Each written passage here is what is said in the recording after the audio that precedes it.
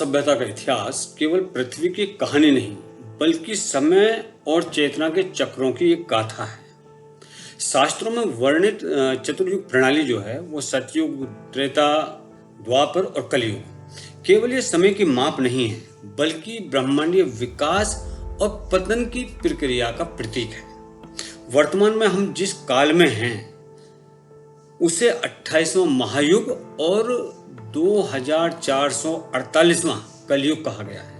मतलब ये है कि इस कलयुग से पहले भी 2447 कलयुग घटित हो चुके हैं। मतलब 2447 कलयुग अब से पहले भी आ चुके हैं। परंतु प्रश्न क्या अब ये उठता है कि यदि इतने कलयुग बीते, 2447 अगर कलयुग बीते हैं, तो उनके साक्ष्य कहां पर हैं, उनके सबूत कहां पर हैं?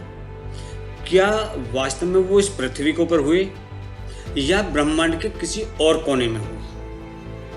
ये बहुत बड़े विचार का प्रश्न है। समय का चक्र और ब्रह्मांड का विस्तार।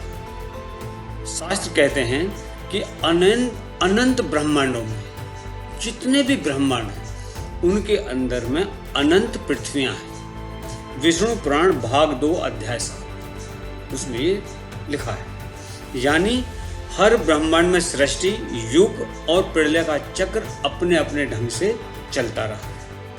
इसलिए ये मानना कि सभी 2447 कलयुग केवल इस पृथ्वी पर हुए हैं, ये अपूर्ण दृष्टिकोण है, ये आधा सच है। संभावना यह है कि प्रत्येक कलयुग, प्रत्येक चतुर्युग किसी अलग आयाम में या अलग लोक में या ब्रह्मांडीय ग्रह पर घटित हुआ। यहां पर नहीं हुआ जैसे सूर्य की एक साइड हमको दिखती है और दूसरी साइड हमको दिखाई नहीं देती, परंतु दूसरी साइड नहीं है ऐसा नहीं कहा जा सकता, दूसरी साइड भी है। वैसे ही ब्रह्मांडीय सृष्टि के कई पहलू हमारे दृष्टि क्षेत्र से परे हैं। हम ये कहें कि नहीं है, वो गलत होगा, अर्ध सत्य होगा, परंतु उसका अस्तित्व वो अक्षुण्ण है। जैसे कैलाश, संभाला और पाताल, ये पृथ्वी के आयामी द्वार हैं। कई प्राचीन परंपराएं जो हैं वो कहती हैं कि हमारी पृथ्वी के भीतर और चारों ओर ऊर्जा में लोक विद्वान है। मतलब और भी लोक यहाँ पर विद्वान हैं, जैसे कि कैलाश जो है, अब कैलाश हिमालय से छोटा है हाइट में, लेकिन हिमालय पर काफी लोग चले गए और कैलाश पर आज तक कोई नहीं चढ़ता। कुछ ना कुछ तो उसके अंदर खास है, और वो खास क्या है? वो है उसकी उच्च चेतना, हायर कॉन्शियसनेस रियलम, उसका प्रवेश द्वार है। पाताल लोक, घने निम्न आयामी क्षेत्र का द्वार। ये स्थान भौतिक रूप से इस पृथ्वी पर हो सकते हैं, परंतु उनका मार्ग केवल उन्हीं को पता होता है जिनकी चेतना उस एनर्जी लेवल से मेल खाती है।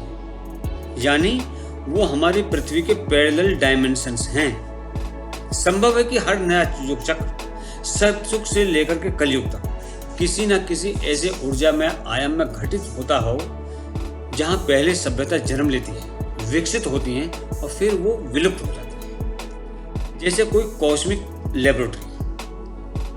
अब विज्ञान और अध्यात्म का मिलन, हमको वो भी देखना है कि खाली अध्यात्म जो कह रहा है वही ठीक है या जो विज्ञान कह रहा है वो, क्योंकि विज्ञान साक्ष्य के बगैर किसी को नहीं मानता। लेकिन अब विज्ञान खुद मानता है कि मल्टीवर्स सिस्टम है, सिद्धांत है। आधुनिक फिजिक्स अब ये स्वीकार करती है कि reality is layered, we see only one frequency band of existence. मतलब हम केवल वास्तविकता के लिए के एक ही आवर्तिक जो स्तर है उसको देख पा रहे हैं, बाकियों को नहीं देख पा रहे, क्योंकि हमारा विजन, हमारी टेक्नोलॉजी या हमारी चेतना अभी उतनी हाई नहीं है कि उन चीज़ों को देख पाए। यह विचार वैदिक सिद्धांतों से मेल खाता है। जैसे जहाँ पर कहा गया, वैदिक सिद्धांतों में कहा गया है कि ब्रह्मांड के भीतर 14 लोक हैं, प्लेन्स ऑफ एग्जिस्टेंस, और हर लोक में समय, गति और चेतना का नियम बिल्कुल अलग है। किसी भी दो लोगों का समय, गति और चेतना एक जैसे नहीं है। इस दृष्टि से 2447 कलयुग वास्तव में एक ही पृथ्वी पर नहीं हुए कभी, लेकिन कभी नहीं हुए ये नहीं कह सकते, हुए हैं, क्योंकि उनका वर्णन शास्त्रों में दिया है।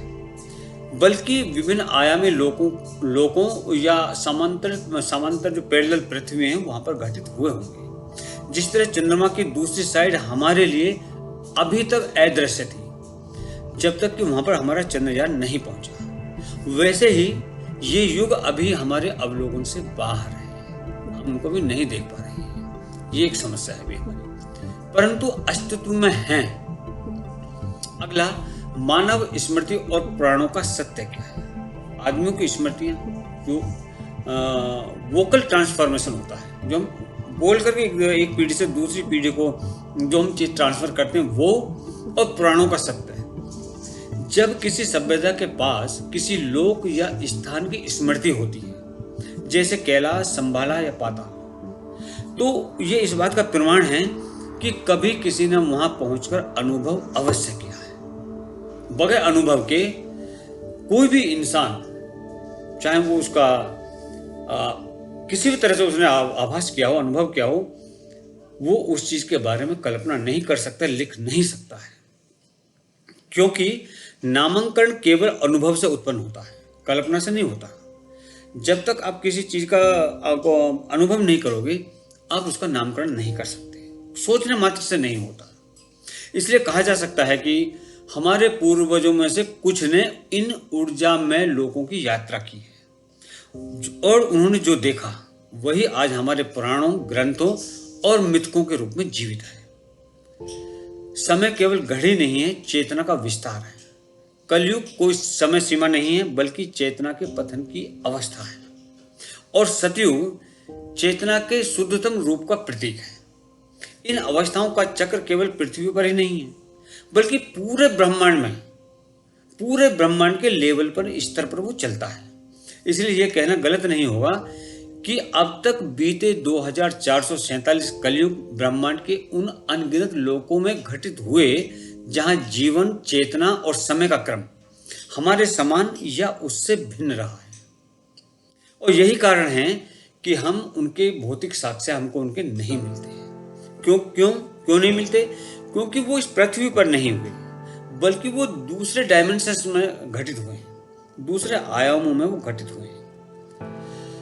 अब तत्व, अर्थ, चतुर्युग, चेतना और समय का चक्र, सत, त्रेता, द्वापर, कली।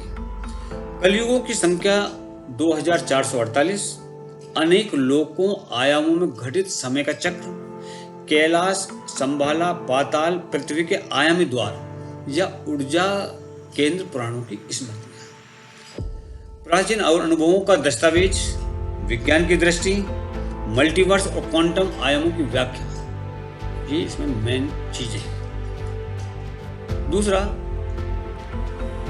जो समय ब्रह्मांडीय है, जो समय है वो ब्रह्मांडीय है, पृथ्वी केंद्रित नहीं है, ये हमको समझना चाहिए। इसलिए जो 2448 जो ये कलयुग बताए हैं, ये अवश्य हुए क्योंकि 2448वां जो युग है उसमें हम जी रहे हैं, लेकिन 2447 पहले भी हो चुके हैं। अब अगर किसी को इस बात पर यकीन नहीं होता है तो वो विष्णु पुराण का भाग 2 अध्याय 7 को रेफर कर सकते हैं। इस वीडियो में इतना ही, अगली वीडियो में फिर मिलते हैं। तब तक जय हिंद, जय भारत, जय श्री राम।